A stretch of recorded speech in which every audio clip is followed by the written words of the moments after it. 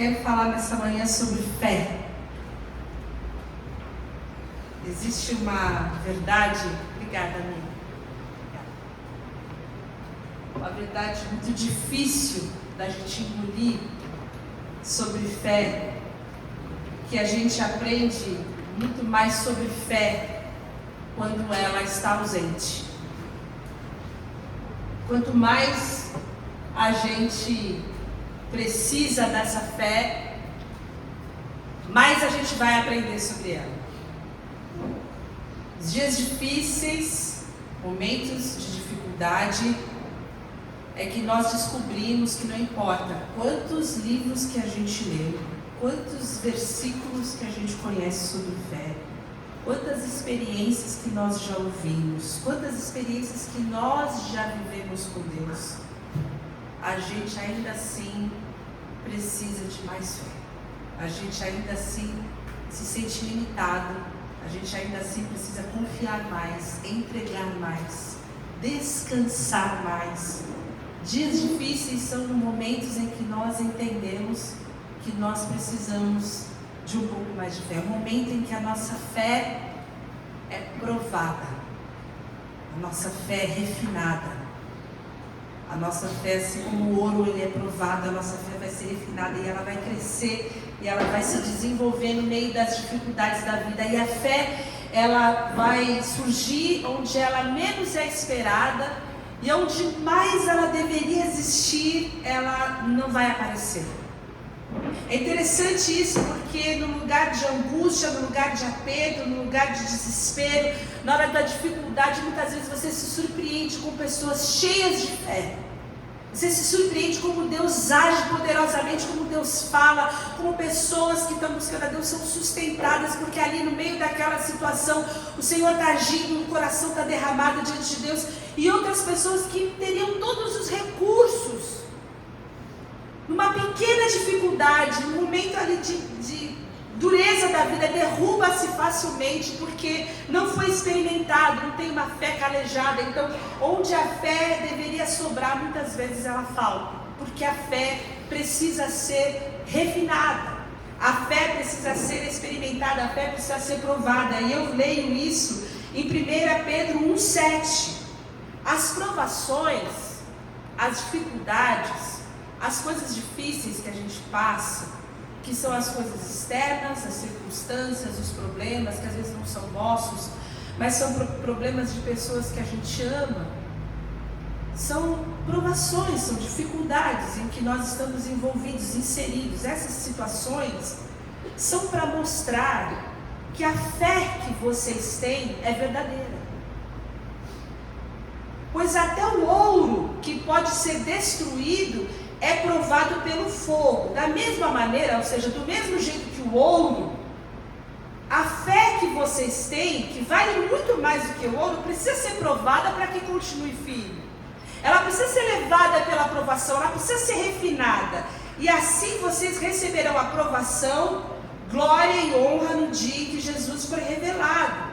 Então a nossa fé, ela vai ser provada por circunstâncias, por dificuldades, por momentos que fogem do nosso controle. São momentos onde a nossa fé vai ser refinada. Essas situações, elas têm um propósito. E é muito mais fácil a gente ter fé, é muito mais fácil a gente falar de fé quando está tudo bem.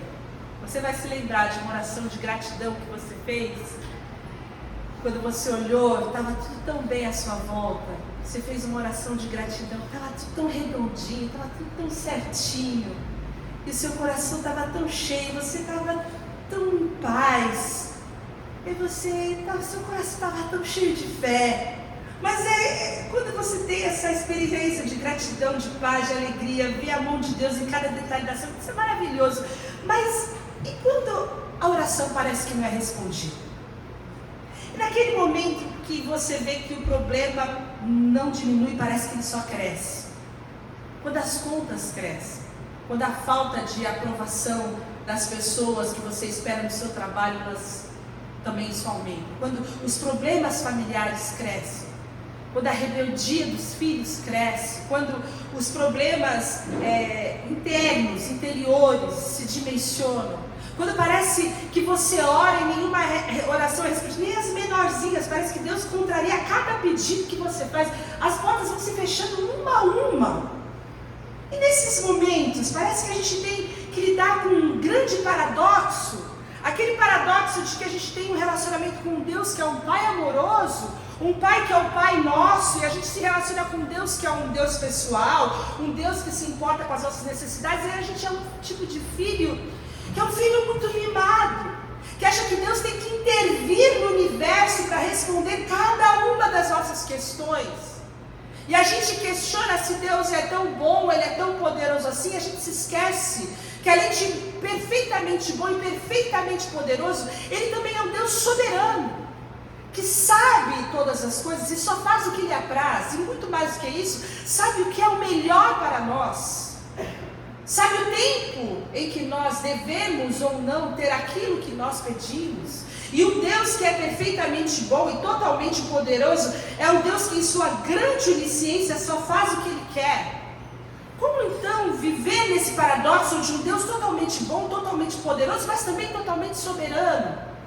E como que nós podemos viver um relacionamento de fé no meio dos nossos sofrimentos, das nossas dificuldades, no meio das nossas questões, das nossas angústias, como diria Pedro, no meio da nossa provação, no meio que a gente está passando ali onde a nossa fé está sendo provada, está sendo refinada.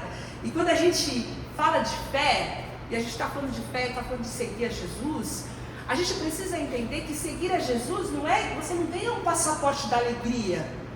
Você não ganha um passaporte para que você tenha uma grande vitória em todas as áreas da sua vida, porque Jesus foi muito claro, olha, no mundo vocês vão ter o quê? Aflições. Graças a Deus que aqui a gente fala a verdade, todo mundo sabe. Vocês vão ter aflições, mas tenham bom ânimo, parece que a conta não fecha. Vocês vão ter aflições, mas tenham bom ânimo. Como que é isso? Na vida real, na prática, a gente sabe, a gente tem aflições, a primeira coisa que acontece com a gente no meio da aflição, a gente perde o ânimo, a gente começa com o ânimo na segunda, chega na sexta, a gente está, Senhor, misericórdia. Ele fala, eu venci o mundo, existe uma promessa, vocês também vão vencer. Essa promessa é que existe um mundo caído, esse mundo nós não temos muita coisa para esperar dele. É um mundo que está absolutamente corrompido por causa do pecado. Nós estamos aqui, enquanto nós estamos aqui, nós não podemos esperar a nossa felicidade daqui. Nós temos que entender que a vitória sobre o mundo foi na cruz do Calvário, mas enquanto nós estamos aqui, nós temos que conviver com corrupção, nós temos que conviver com violência. Enquanto nós estamos aqui, a gente tem que conviver com a maldade. A gente tem que conviver com uma natureza que geme e aguarda ansiosamente a manifestação dos filhos de Deus, e é o que acontece, como aconteceu no sul, a natureza gemendo, desesperadamente, aguardando a redenção. Nós estamos num mundo caído, onde existe desigualdade de todos os níveis, um mundo caído onde as pessoas, elas têm embates, elas têm rivalidades, um mundo caído onde existem rebeldias, onde existem divórcios, onde existem doenças, muitas doenças internas, doenças psíquicas, onde a gente vai perdendo cabelo, vai perdendo dente, vai perdendo a sanidade, a gente vai perdendo tudo, o corpo, a palavra fala, a parte exterior, ela vai se deteriorando porque estamos num mundo caído. E olha só, a estimativa de cristãos que morrem é a mesma dos que não são cristãos, é 100%. É isso. Esse é o mundo. Como que a gente consegue ter essa expectativa diante dessa realidade que estamos dentro, envolvidos nessa realidade? Tem um sociólogo, o nome dele é Bronislaw Malinowski, parece até piada, mas é o nome dele. Ele fala o seguinte: na magia, as pessoas tentam convencer os deuses a realizar a vontade delas. Isso é magia. Ao passo que na religião tentam se conformar à vontade dos deuses. A fé cristã é uma conformação à vontade de Deus, seja qual for. Jesus orou no Getsemane: meu Pai, se for possível, afasta de mim esse cálice. E não foi possível, acrescentou. Resignado: contudo, não seja como eu quero, mas como tu queres. Quando nós entendemos isso, entendemos que a fé, ela não é magia. Muitas vezes a gente quer se relacionar com Deus de uma forma mística. A gente quer que Deus se conforme à nossa vontade. A gente cria um tipo de um Deus que quer que Ele faça tudo o que a gente quer, o que a gente precisa para a nossa felicidade. E nesse relacionamento mágico, a relação com Deus é um passaporte para a nossa alegria e para a nossa felicidade. E a gente entende que a fé verdadeira, ela vai persistir no meio do sofrimento. É a fé que vai dizer: seja contudo feita a tua vontade e não a minha. A fé verdadeira não é magia. A fé verdadeira levou Jesus Cristo para a cruz do Calvário. O ícone da nossa fé sofreu o sofrimento mais rude que havia naquele momento, que foi a cruz. E quando nós entendemos isso, nós olhamos para a palavra e vemos que grandes heróis da fé, grandes homens suportaram anos de sofrimento enquanto o milagre não acontecia. A gente vê que orações estavam sem respostas, lamentos e choros não estavam sendo ouvidos. Parece que o teto estava de bronze. Você vai ver Elias no deserto, pedindo para morrer. Você vai ver Jó sentado no meio das cinzas, se coçando com cacos de cerâmica. Você vai ver Davi com medo, temendo a morte no meio de uma caverna. Você vai ler a palavra e você vai ver Abraão naquela marcha desesperadora para entregar o seu filho. E na nossa vida, nós temos os nossos sofrimentos, nós temos os nossos cacos, nós temos as nossas cavernas, nós temos as nossas marchas de sacrifício. Nós temos os nossos momentos em que nós sofremos. Mas a diferença entre nós e aqueles homens é que eles persistiram até ver a promessa de Deus se cumprir na vida deles. E no meio daquele caminho, eles reconheceram a presença de Deus na vida deles. E há algo que nós podemos e devemos aprender no meio do sofrimento. E talvez o nosso maior erro, no meio do momento em que nós estamos vivendo, é perguntar o porquê. Por quê? A gente quer buscar o porquê de todas as coisas. Por que Deus está fazendo isso? Por quê? E ao menos que você tenha dado causa e que a causa para essa bagunça da sua vida seja um pecado que precisa ser confessado e seja gerado verdadeiro arrependimento, e aí sim a motivação precisa ser consertada, dificilmente você vai ter a resposta desse porquê. E a gente entende isso porque Jesus respondeu dessa maneira lá uma vez em João 9. Existia um cego, e lá atrás eles entendiam o seguinte: que as desgraças que aconteciam, elas eram causadas por causa de algum pecado, sempre. Aconteceu alguma coisa errada, algum pecado aconteceu. Tinha um cego de nascença. E aí os discípulos perguntaram para Jesus: Rabi, quem pecou? Foi ele ou foi seus pais para que nascesse cego? E Jesus respondeu: nem ele pecou, nem seus pais, mas foi assim para que se manifestem nele as obras de Deus. A pergunta deles é: quem pecou? Foi ele no útero, bebê, feto, uma pergunta bem, né? Ou foi seus pais? Quem pecaria? O que aconteceu? E Jesus, ao invés de olhar para o passado, Jesus olha para o futuro. E a pergunta que nós fazemos muitas vezes é errada nesse sentido no meio ao sofrimento. Porque as nossas dúvidas, as nossas angústias de foro íntimo, as nossas questões, a gente sempre pergunta o porquê, mas nós deveríamos perguntar o para quê. Porque nesse momento, quando nós temos essa fé de olhar para o futuro, com a esperança de que mesmo no meio do sofrimento, tudo pode ser transformado, Jesus responde: essa situação, ela acontece para que seja manifestada, para que seja manifesta as obras e a glória de Deus. E assim como no caso do cego, não foi um erro do passado, mas era um momento em que ele ia conhecer a luz do mundo. Nesse capítulo ele fala: eu sou a luz do mundo. Ele fala: olha, eu vejo agora. Há um momento na nossa vida onde não só nós conhecemos a Deus de uma maneira que a gente não conhecia antes. E o Jó, para mim, as palavras de Jó no final do capítulo dele: antes eu te conhecia de ouvir falar, mas agora os meus olhos te contemplam. Depois de todo o sofrimento, aquele cara que ele era reconhecidamente alguém digno e alguém bom, ele reconheceu no final da vida dele que só depois do sofrimento é que ele de fato conheceu ao Senhor. Na nossa vida, muitas vezes a gente só vai conhecer a Deus de uma forma mais profunda depois que passamos por momentos onde a nossa fé vai ser provada. E aí Romanos 8:28, um versículo muito conhecido, fala que nós sabemos que Deus age em todas as coisas para o bem daqueles que o amam, dos que foram chamados de acordo com o seu propósito.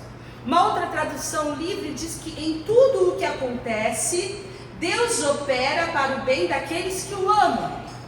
Em tudo o que acontece, Deus opera para o bem daqueles que o amam. Deus está trabalhando em todas as coisas para o bem daqueles que o amam e que são chamados de acordo com o seu propósito. Então, as boas coisas, as coisas ruins, as coisas que estão debaixo do nosso controle, as coisas que não estão debaixo do nosso controle, em todas elas nós temos a certeza que temos a presença de um Deus confiável, desejoso de operar em mim, de produzir em mim algo bom. E a fé nesse processo sempre será recompensada toda vez que eu não perguntar o porquê, mas que eu perguntar diante de Deus: Senhor, para quê? Qual é o teu propósito no meio de toda essa situação? O que está sendo formado em mim? Como que a minha vida pode refletir a tua obra e a tua glória no meio dessa situação? E existe uma frase muito linda que fala: ame e aceite o presente como o melhor, com toda a confiança na bondade universal de Deus. Tudo, sem exceção, é um instrumento e um meio de santificação. O propósito de Deus é sempre o melhor para todos nós. Esse é um teólogo, Calzade, que fala isso. Tudo, sem exceção, é um meio para a nossa santificação. A verdade é que se Deus te desse a oportunidade de escolher dois caminhos, um caminho de santificação e um caminho de felicidade, eu duvido que você escolha o caminho da santificação. A gente quer ser feliz, e Deus não tem compromisso nenhum com a nossa felicidade. O compromisso de Deus conosco é de nos tornar semelhantes ao seu Filho Jesus. E para isso, muitas vezes, nós vamos ser quebrados. Para isso, muitas vezes, nós vamos ser contrariados. Para isso, muitas vezes, nós precisaremos ser pacientes, nós precisaremos ser bondosos, nós precisaremos ser generosos. E para que isso seja gerado em nós temos que passar por muita coisa, irmãos. Muita coisa precisa ser gerada em nós para que nós sejamos santificados. Então tudo, sem exceção, é um instrumento de Deus, é um meio de Deus para a nossa santificação. E o propósito de Deus para nós é sempre o melhor. Por isso que a pergunta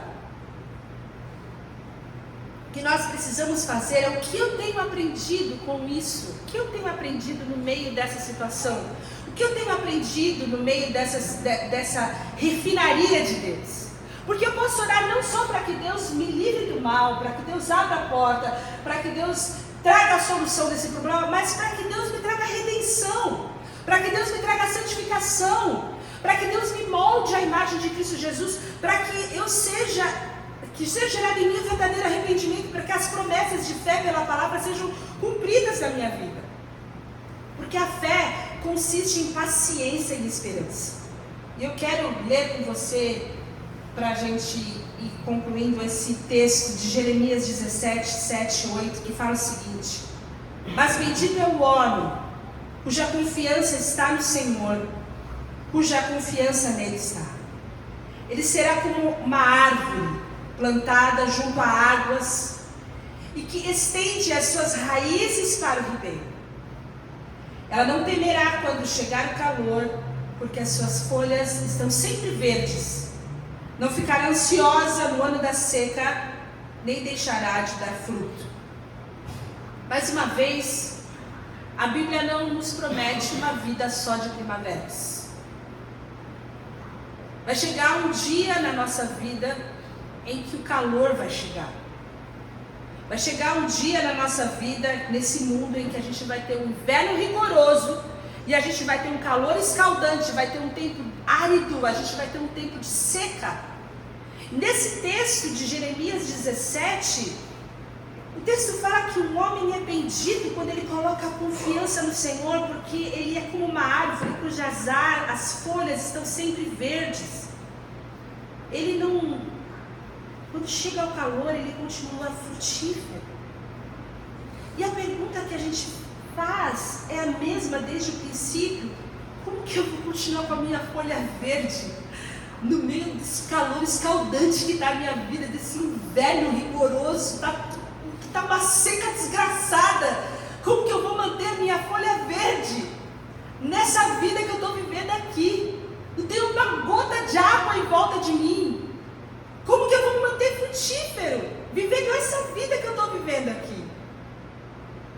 E a palavra no meu coração que traz esse texto é que as nossas raízes de fé, elas precisam ser lançadas fundo o suficiente para a gente alcançar a água da vida. Eu não sei se você conhece os poços artesianos, mas são aqueles lugares em que você precisa cavar muito fundo, que se você for lá no fundo, você vai encontrar uma água suficiente para você fazer um grande poço. E essa árvore, ela cavou fundo o suficiente até encontrar os ribeiros de águas. E se a gente está seco, se a gente está com a folha seca, se a gente tem uma fé pequena, se falta confiança em Deus na nossa vida, se falta esperança em Deus, se falta descanso em Deus, se falta entrega, é porque o nosso relacionamento com Deus está muito raso. A gente precisa cavar mais fundo. A gente precisa ir mais fundo no nosso relacionamento com Deus. Jesus contou uma parábola uma vez em Mateus 13, que fala o seguinte: as sementes foram lançadas em quatro lugares, 4 tipos de solo. E um desses solos era esse daqui. As sementes foram lançadas onde havia muitas pedras. Onde havia muitas pedras são pessoas que ouvem a mensagem, aceitam logo com alegria, mas duram muito pouco porque não tem raiz. E quando por causa da mensagem chegam os sofrimentos e as perseguições, elas logo abandonam a sua fé. Jesus fala sobre essa árvore sem raiz, que quando chega o sofrimento, ela seca e abandona a fé. A gente precisa escolher que tipo de árvore a gente quer ser. Se é uma árvore que a gente cava fundo e a gente encontra em Cristo o lugar da água viva que vai nutrir as nossas vidas mesmo no meio do calor escaldante, do inverno rigoroso, onde nós vamos continuar frutíferos, onde a nossa vida vai continuar firme, mesmo independente das circunstâncias exteriores, porque isso a gente não controla, ou se a gente vai ter uma vida sem raiz. Que o pequeno sofrimento ou o grande sofrimento da vida, mas qualquer sofrimento vai ser suficiente para nos sufocar e nós vamos abandonar a nossa fé. Nós vamos abandonar a nossa fé, nós vamos estar firmes e nós vamos estar enraizados em Cristo Jesus, porque você vai aprender muito mais sobre a sua fé quando você precisar dela.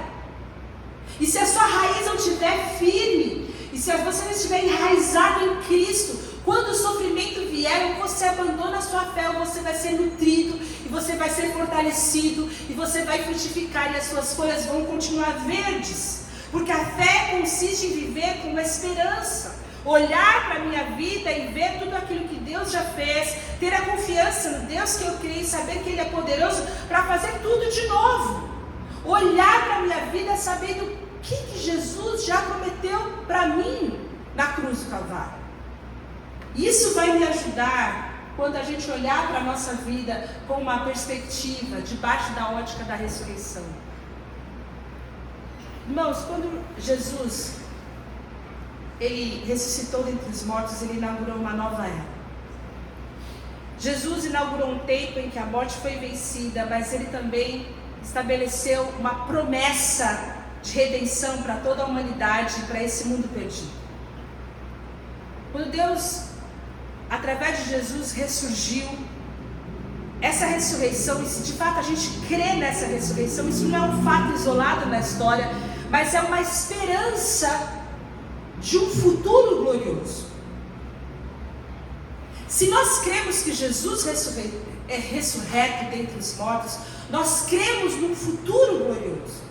Se nós cremos que Jesus Cristo um dia virá para redimir toda a humanidade, mas também essa terra do jeito que é, isso significa que Ele não está satisfeito com o mundo do jeito que Ele está. Que Deus não está sozinho lá fora. Que esse mundo caído é um mundo também de arbítrio, onde os homens maus, onde as pessoas causam mal umas para as outras.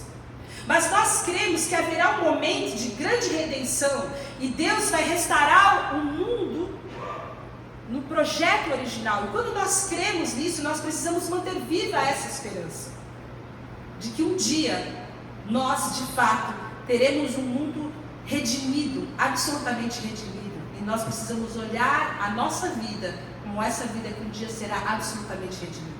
Nós precisamos olhar os nossos corpos como um corpo que será totalmente glorificado. Nós precisamos olhar para a vida das pessoas e crer na redenção de Cristo Jesus através da cruz do Calvário, do sangue de Jesus que purifica de todo pecado. Nós precisamos olhar o mundo debaixo da ótica da redenção, e isso é olhar para o futuro.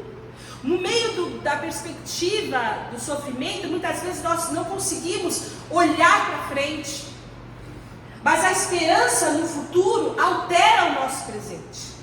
Se você soubesse que na semana que vem o seu sonho, o seu maior sonho ia ser realizado, como você estaria hoje? Isso não alteraria o seu presente? Aquilo que você mais deseja, que pode mudar a sua vida, estaria ali a um passo. Como que está o seu dia hoje? Que garantia você tem que você vai chegar até a semana que vem? Nenhuma.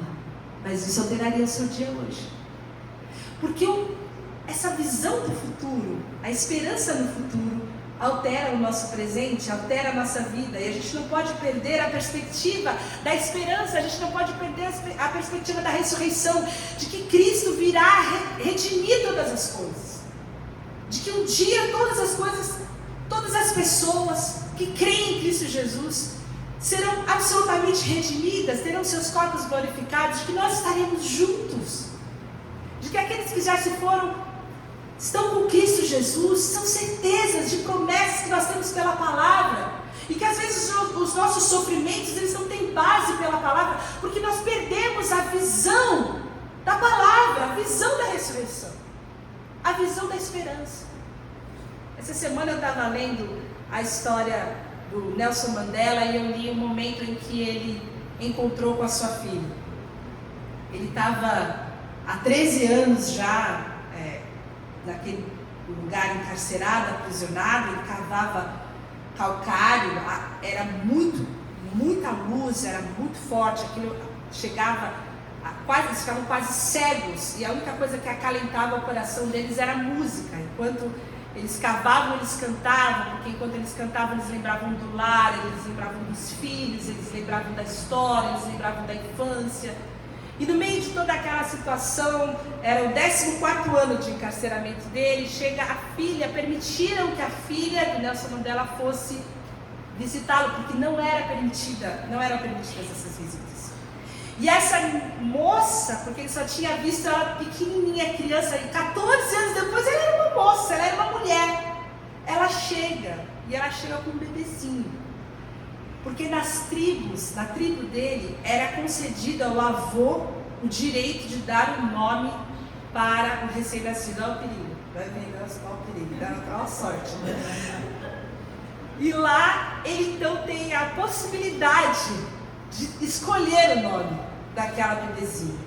E o nome daquela bebezinha é Zaziwe, que quer dizer esperança. E ele fala que a esperança foi a única coisa que não faltou para ele durante aqueles 14 anos. Ele fica depois mais 13 anos preso. E ele tinha a esperança que aquela geração seria uma geração livre do apartheid. E esse Zaziwe, essa esperança, foi o que manteve ele sustentou ele durante todo esse período, não só o período anterior como depois disso. E eu pensava o quanto a esperança, essa visão do futuro pode alterar o nosso presente, e o quanto nós perdemos a esperança. O quanto que nós perdemos a esperança no meio do nosso sofrimento. A palavra de Deus fala que existem agora 3 coisas: a fé, a esperança e o amor. A gente fala tanto de amor, a gente sabe que o amor é um desafio muito grande, e na verdade um dos maiores embates que a gente sofre, as coisas que mais tocam o nosso coração, as coisas, os maiores problemas que nós temos são os relacionados. Quando a gente conversa, essa semana a gente teve a oportunidade de ter as nossas conversas de quinta. Eu gosto quando eles falam. A Nicole estava lembrando do texto bíblico de 1 Coríntios 13, que fala que o amor é paciente, o amor é bondoso, o amor não busca os seus interesses, e que nós deveremos falar: Jesus é bondoso, Jesus é paciente, Jesus não busca os seus interesses. Se Jesus, que é o amor, deu do seu amor para nós, nós deveríamos dizer: a Elise é paciente, a Elise é bondosa, a Elise não busca os seus interesses. Mas como isso no mundo caído? Como viver isso no meio de tantas dificuldades? Como que a gente vive isso como que eu vou ser? A Elise sempre confia, a Elise sempre espera, a Elise persevera, a Elise nunca falha. Se nós não tivermos essa visão da esperança, de poder olhar, inclusive uns para os outros, com um olhar de esperança, um olhar de que nós vamos ter redimidas as nossas almas, que Deus pode, Deus é poderoso para transformar, nós não vamos ser capazes sequer de amar. É a esperança que mantém a nossa fé, e inclusive a capacidade de amar os outros. Essa Zazile que diz que nós podemos amar, e nós precisamos continuar crendo. E a esperança que nós vemos não é esperança. Esperança é o que nós não vemos. E quem fala isso é Paulo. Ele fala: a esperança que você vê não é esperança. Porque o que alguém vê, como também espera. Mas se o esperamos, o que não vemos, com paciência o esperamos. E eu fiquei pensando, com base nesse texto, o que nós paramos de esperar? O que nós paramos de esperar? Porque o sofrimento limita a gente. A gente só consegue esperar o que a gente vê. A gente não consegue esperar o que a gente não vê. E isso não é esperança, a palavra fala. Vocês estão esperando no quê? No que vocês podem fazer? Então vocês não estão tendo esperança. É para vocês esperarem em Deus, um Deus que pode fazer muito mais daquilo que nós pedimos ou que nós pensamos. Esse é o Deus que nós esperamos. Porque se você espera nisso daí, isso daí não é esperança. E você precisa esperar naquilo que você não vê. Você precisa esperar em Deus. E você precisa esperar com paciência. Você precisa permitir que essa esperança afete o seu presente. Você precisa permitir que essa paciência mantenha você com as suas folhas verdes e frutíferas, enraizado naquele que é a água viva, que vai te manter independente do que está acontecendo lá do lado de fora, esperando aquilo que você não vê. Essa é a sublime esperança que nós temos em Cristo Jesus. Porque quando nós entendemos isso, aí sim a gente pode chegar em Romanos 5, que fala que nós também nos gloriamos nas tribulações. Nós nos gloriamos lá naquelas provações lá que Pedro estava falando. Aquelas provações, uma fé refinada, que nem o ouro. Nós nos gloriamos, a gente gosta desse negócio, porque a gente sabe que a tribulação, essa situação vai produzir a perseverança, que é a raiz funda, cavada, e a perseverança um caráter aprovado, e o caráter aprovado é a esperança. Essa esperança, desse negócio que você não vê, mas que você espera. A fé é você crer no que não pode ser provado. É confiar no que não se pode ter certeza. E aquele que vive da fé também espera no que não se vê. Com paciência ele espera. A fé, irmãos, ela vai emergir dessa luta. A esperança vai emergir dessa luta. E a gente precisa entender que essa luta, essas dificuldades que a gente vive, elas estão vindo para forjar o nosso caráter. Elas estão vindo para fazer com que o nosso caráter seja aprovado. E nós tenhamos essa esperança no que a gente não vê. Mantenha a esperança no que você não vê. Não deixe de confiar no Deus Todo-Poderoso. Mantenha as suas folhas verdinhas.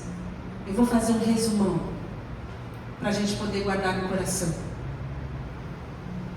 Saiba que você vai conhecer mais a sua fé quanto mais você precisar dela.